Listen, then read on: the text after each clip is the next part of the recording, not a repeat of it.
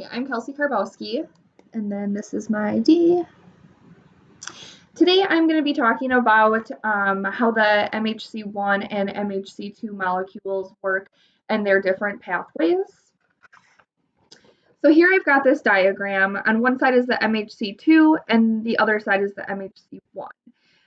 So the MHC1 class, basically there are proteins that are presented in the cytosol of the molecule. The proteasome is what grinds up the proteins to create these peptides. The peptides are then transported via TAP transporter and transports them into the endoreticulum, and where the MHC1 molecule already is.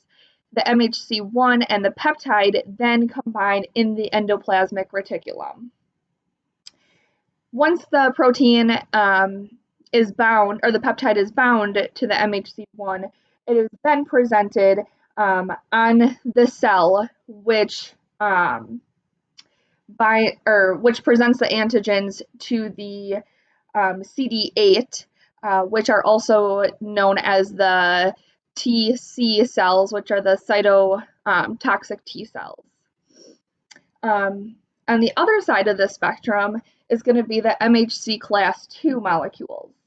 And in this way, it is the endocytic pathway, where the MHC1 was the cytosolic pathway. And so MHC1 peptides are actually in lysosomes or vesicles. And what happens is the MHC2 molecule actually binds with the peptides that are in the lysosome. The lysosome is then carried over to the the surface of the cell, and is then posted on the MHC2, and this is where it presents antigens to the CD4 cells, which are also known as TH or Treg cells, so T helper cells and Treg cells. What else did I want to say about this pathway? The one thing that is similar about the two pathways is that it basically concentrates on T cells.